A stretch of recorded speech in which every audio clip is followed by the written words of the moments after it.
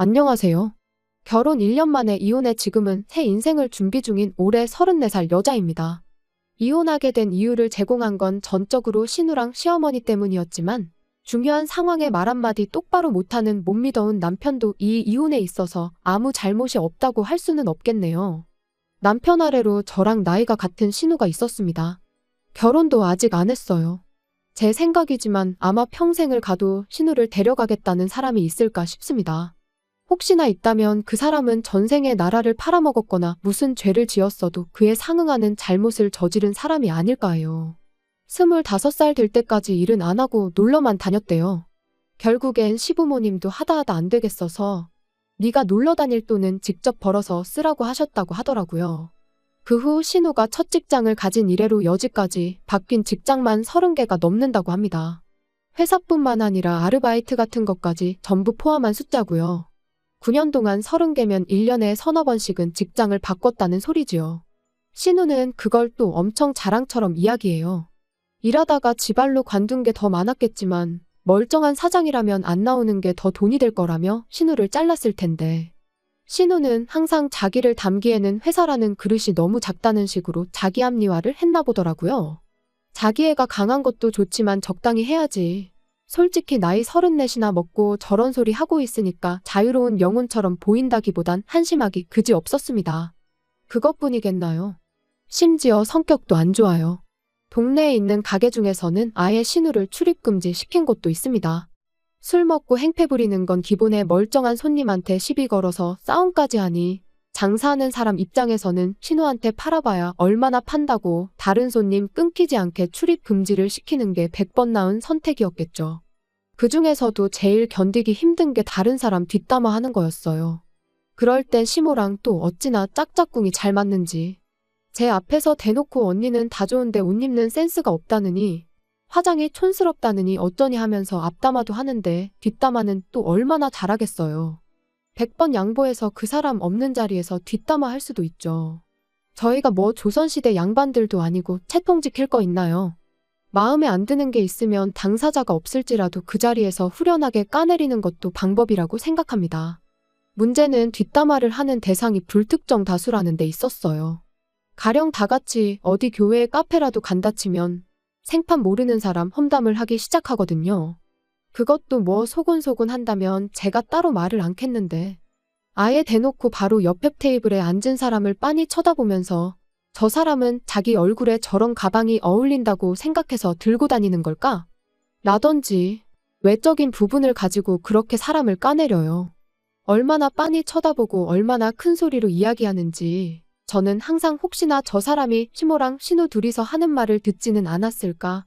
혹시나 그거 듣고 열받아서 시비를 걸어오면 어쩌나 그런 걱정에 조마조마했던 적이 한두 번이 아닙니다. 그래서 다 같이 어디를 간다고 하면 또 괜히 쓸데없는데 신경 쓰면서 스트레스 받을 생각에 출발하기 전부터 온 신경이 예민하고 곤두서 있고 그랬습니다. 그런 인간 말종 신우를 제 동생하고 결혼시키고 싶다고 나오니 저로서는 당연히 거부감이 들 수밖에 없었고 견디다 못해 결국 이혼을 선택하게 되었어요. 저한테 1살 어린 남동생이 있습니다. 내 가족이라서가 아니라 신우랑은 비교할 것도 없이 좋은 사람이에요. 객관적으로 봐도 공부 열심히 해서 좋은 대학 들어가고 거기서도 열심히 공부해서 정말 알아주는 회사 들어갔어요. 세금 떼고 그러면 많이 줄기는 하지만 그래도 억대 연봉으로 일을 시작하게 되었고요. 저희 집이 지방이다 보니 원래는 동생도 그렇고 저도 그렇고 각자 직장 근처에 작은 원룸 구해서 살고 있었거든요. 그런데 동생이 취직 2년 차에 집에서 돈을 좀 빌리고 해서 전세를 하나 얻어서 같이 살자고 제안을 해왔어요. 한 가족인데 같이 살면 되지 뭐하러 월세로 두 군데다 돈 쓸 이유가 뭐가 있냐고요. 집에서 돈을 빌리긴 했지만 전세금 대부분은 동생 돈이었고 그만큼 집 구할 때 사실 자기 회사에서 가까운 데 구해도 충분했는데 저 출근하는데 힘들면 안 된다고 중간 정도의 위치를 구할 만큼 생각도 깊은 동생입니다. 그리고 그렇게 동생하고 같이 살면서 저도 돈을 많이 절약할 수 있었고요. 동생하고는 결혼하기 직전까지 같이 살았어요. 결혼하면서 제 짐 중에 중요한 건 다 챙겨왔다고 생각했는데 그 와중에 두고 온 게 있었어요. 신혼집이 동생 사는 집하고는 거리가 조금 있는 편이라 택배로 보내달라고 했는데 동생이 오랜만에 얼굴도 볼 겸 직접 가져다 주겠다고 하더군요. 그래서 주말에 겸사겸사 같이 점심 식사를 하기로 했는데 그날 신우랑 시어머니가 심심하다고 저희 집에 연락도 없이 찾아온 겁니다. 동생하고 선약이 있어서 저는 나가봐야 한다고 말을 했는데도 불구하고 동생이 시어머니보다 중요하냐는 말도 안 되는 소리로 약속을 미루라고 하더군요. 이미 동생은 차 끌고 출발한 상황이라 도로 돌아가라고 하기도 뭐한 상황이었고요. 남편이 그럼 동생도 같이 해서 점심 식사를 하면 되지 않겠냐고 했는데 동생이 낯가림이 심한 편이라 과연 같이 식사를 할지 싶었어요. 아니나 다를까 동생한테 전화를 했더니 상황이 그러하다면 물건만 전해주고 자기는 그냥 돌아가겠다 했어요. 식사야 나중에 해도 되는 거 아니냐면서요. 주말이라 차가 막혀서 오는 데만 1시간쯤 걸릴 텐데 헛걸음 시킨 것 같아서 너무 미안하더라고요. 그 와중에 신우랑 시모도 괜찮다는데 뭐가 문제냐면서 먹고 싶은 거 정해놨으니 바로 가자고 저를 재촉했어요. 아니, 동생이 오기로 했는데 가긴 어딜 가냐고. 나가더라도 동생 오고 나서 가는 게 맞지 않냐고 했더니 어차피 차 끌고 오는데 여기로 오라 그러나 저기로 오라 그러나 똑같은 거 아니냐고 짜증을 내대요. 분위기가 험악해지니까 남편이 처남한테는 내가 잘 말해줄 테니까 일단 나가자고 저를 잡아 끌었고요. 그렇게 동생은 오는 도중에 또 목적지를 바꿔야 했고 방향이 다른 곳이었다 보니 거기서 또 30분 정도를 낭비해야 했어요. 그렇게 도착한 동생한테 그나마 시어머니가 여기까지 왔는데 먹고 가라면서 옆에 있는 의자를 빼주긴 했지만 이미 식사가 한참인 와중이었고 동생도 예상했던 대로 불편한 자리에서 밥까지 먹고 싶지는 않았는지 감사하지만 마음만 받겠다며 극구 사양하고 저에게 전해줘야 할 물건만 전해주고 자리를 떠났습니다. 지금 생각해도 그때는 제가 동생한테 몹쓸 짓을 했다는 거 인정합니다. 시자들이 뭐라고 거기서 찍소리도 못하고 당하고만 있었으니 말이에요. 제가 팔려가는 결혼을 한 것도 아닌데 신우나 시모 성격을 알다 보니까 괜히 더러운 꼴 보기 싫어서 참았다는 게 지금 생각해보면 정말 한심할 따름입니다. 아무튼 그렇게 동생이 돌아갔는데 신우가 먼저 입을 열더라고요. 동생의 누나인 저를 바로 앞에다 두고 동생 뒷담화를 시작한 거예요. 결혼식 때 어디서 저런 비리비리한 사람이 왔나 했더니 그게 언니 동생이었냐고요. 신우 말이 끝나기 무섭게 시모가 옆에서 깔깔대기 시작했어요. 그러더니 신우가 왕년에 잘 나가던 이야기를 꺼내더라고요. 자기 한참 클럽 다니고 그럴 때 저런 피죽도 못 얻어먹은 것 같은 놈들은 자기 포스에 눌려서 말도 못 붙이고 그랬다나 어쨌다나. 그걸 또 시모가 그래서 밥 안 먹고 그냥 돌아간 거 아니겠냐고 받아쳐주면서 깔깔거리더라고요. 다른 사람도 아니고 가족인데 말이 너무 심한 거 아니냐고 한마디 했더니 뭐 찔리는 거 있냐면서 더 좋아하는데 이 사람들은 인성이 답도 없구나 싶었습니다. 그래서 제가 한마디 했어요. 동생이 지금 얼마나 잘 나가는 줄은 알고 그런 말 하냐고요. 어머님 아들하고 제가 버는 돈 둘이 합쳐도 내 동생이 버는 돈만 못한 건 알고 말하는 거냐고. 한참 어릴 때 클럽 다니고 놀러 다닐 때야 그랬지. 지금은 아가씨 같은 사람이 동생한테 아무리 들이대봤자 내 동생이 눈을 꿈뻑이라도 할 것 같냐고. 아니 말이나 붙일 기회나 있을 것 같냐고 제대로 한 방 먹여줬지요. 솔직히 시어머니고 신우고 나발이고 그냥 그 자리에서 한바탕 할 생각으로 내질렀던 말인데 당장 두 사람이 똥 씹은 표정을 하고 있긴 했지만 제 예상보다 크게 덤벼들지 않더라고요. 남편도 분위기가 이상해지는 걸 직감했는지 식사도 다 마쳤는데 동생이랑 어머니는 자기가 모셔다 드리고 오겠다고 당신은 택시 타고 먼저 집에 돌아가라고 하면서 상황을 정리했어요. 지금 생각해보면 택시 타고 돌아가야 하는 게 제가 아니라 두 사람이었는데 그때부터 남편이 못 믿어온 사람이라는 걸 알고 앞으로라도 확실하게 중간 역할을 해달라고 부탁을 했어야 했는데 왜 짚고 넘어가지 않았나 그런 생각이 드네요. 아무튼 문제는 그 이후였어요. 신우랑 시모 입 다물게 만들어주려고 꺼낸 말이었는데 본의 아니게 그 과정에서 동생의 연봉을 까버린 게 문제라면 문제였습니다. 시어머니가 저만 잠깐 좀 보자고 해서 저 혼자 시댁에 찾아갔는데 난데없이 시모가 신우랑 동생을 이어주면 어떻겠냐는 이야기를 꺼내왔거든요. 순간 제가 무슨 소리를 들은 건가 싶었습니다. 잘못 들은 건가 싶었는데 말 그대로 시어머니는 신우를 제 동생에게 시집 보낼 계획을 세우고 있었더라고요. 신우도 옆에서 동생분 지금 혼자 사신다고 하지 않았냐고. 존칭까지 쓰면서 집안일 다 해주는 누나랑 살다가 혼자 살게 되었으니 얼마나 외롭고 힘들겠냐고, 옆에 여자가 한 명 필요하지 않겠냐고 거들더라고요. 동생도 33살이니 당연히 결혼 생각을 해야 할 나이는 맞긴 하지만 결혼 상태는 자기가 정하는 거 아니겠냐고.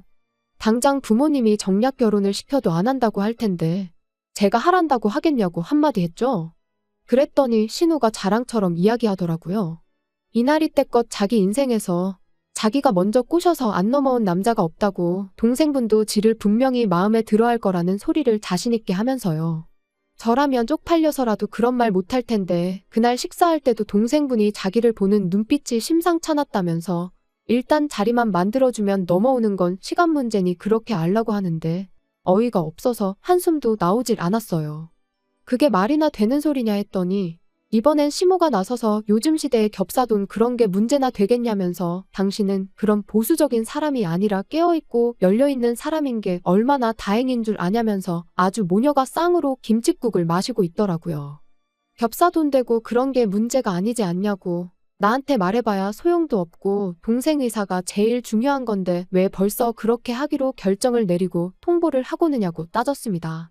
시어머니는 뭐가 문제냐는 듯한 표정을 하고는 어디 가서 우리 딸 같은 사람 못 만난다, 눈 씻고 찾아봐도 저런 애 또 없을 거다 한마디 하길래 그건 맞기는 맞다고 한마디 해줬네요.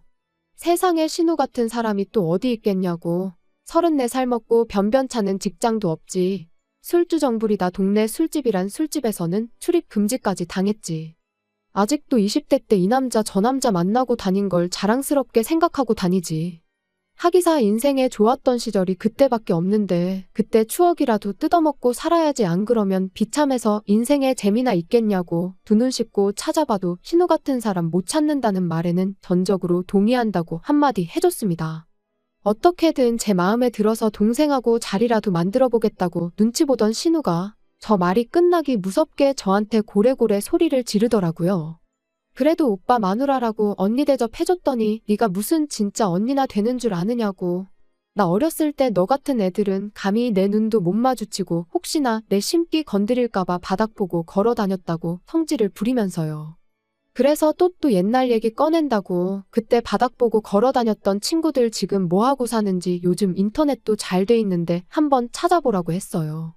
모르긴 몰라도 아가씨보다 훨씬 대단한 인생 살고 있을 거라고, 내세울 거라곤 옛날 이야기밖에 없는 주제에 직장이나 구하고 그 입을 놀리라고 한마디 해주고 말았습니다. 맨날 센 척만 하던 신우가 그 말을 듣고 나선 갑자기 빼앵 눈물을 짜기 시작하더라고요. 눈에는 도끼가 가득 맺혀가지고 뭐라고 하는지 못 알아들을 정도로 혼자 소리를 질러대기 시작하는데 시모가 저한테 어떻게 그런 심한 말을 할 수가 있냐며 뭐라 한마디 하대요. 가족이면 응당 가족의 허물을 덮어줘야 하는 거 아니냐, 그런데 어떻게 그런 말을 할 수 있느냐고 하길래 허물이라고 하는 거 보니 어머님도 아가씨가 무슨 문제가 있는지 잘 알고 계시는 것 같은데 가끔은 감싸만 주는 것보다 독하게 한마디 해주는 게 더 도움이 되기도 한다고. 이번 기회에 신우 사람 만들어주는 게 어머님 인생에서나 신우 인생에서나 더 도움이 되지 않겠냐고 한마디 했습니다. 그 순간만큼은 정말 머리채 잡고 주먹 다짐이라도 할 것 같은 일촉즉발의 상황이었어요. 신우가 싸움을 얼마나 잘하는지는 몰라도 더 있다가는 더러운 꼴 볼 수도 있겠구나 싶어서 급하게 제 할 말만 다 하고 부랴부랴 집으로 돌아왔습니다. 집에 돌아오는 길에 아마도 시어머니가 남편한테 전화해서 방금 시댁에서 무슨 일이 있었는지에 대해서 다 말을 해줬나 봐요. 문 열고 들어오자마자 남편이 잠깐 이야기 좀 하자면서 무서운 표정을 짓고 있었거든요. 집에 오는 길 내내 남편이 어떻게 나오느냐에 따라서 저도 이 결혼 생활을 이어가야 할지 말아야 할지 큰 결심을 했던 상황이라 별로 두렵진 않았습니다. 하지만 하나 기대한 게 있다면 아무리 자기 어머니고 동생이라고 해도 아닌 건 아니라고 할 수 있는 단호한 모습을 보여줬으면 했어요. 그 기대는 집에 도착하자마자 깨지긴 했지만요. 남편이 제 얼굴을 보자마자 말하기를 처남하고 동생하고 이어준다는 게 집안 분위기를 개판을 만들어야 할 만큼 큰일이었냐고 따지고 들었거든요. 남편한테 입장 바꿔 생각해보라고, 신우가 억대 연봉 받고 잘 나가는데 내가 갑자기 내 알코올 중독자 동생을 신우랑 결혼시키면 어떻겠냐고 물어오면 당연히 기분 안 나쁘겠냐고요. 이 집구석 식구들은 역지사지라는 말이 무슨 말인지도 모르는 것 같아 보였습니다. 입장 바꿔 생각해 보라고 했더니 남편도 뭐라 할 말이 없었는지 잠깐 아무 말도 못하고 가만히 있더라고요. 그러더니 동생을 감싸주는데 급급했습니다. 걔가 하면 잘하는 앤데 기회가 없어서 그런 거라고, 결혼해서 가정을 이루면 어련히 잘하지 않겠냐고 묻는데 차라리 걔가 똥을 참지 신우가 바뀔 사람이냐고. 오히려 그렇게 결혼시켜놓고 다른 남자 집에 끌어들이지만 않으면 다행 아니겠냐고. 겹사돈 그런 걸 떠나서 내 동생이 어디서 신우 같은 걸 결혼 상대라고 집에 데려오면 다리몽댕이를 부러뜨려서라도 결혼 못하게 막을 거니 절대 신우랑 내 동생이랑 연관짓지 말라고 했어요. 그랬더니 남편이 저보고 생각이 너무 짧은 거 아니냐고 하면서 나무를 보지 말고 숲을 보랍니다.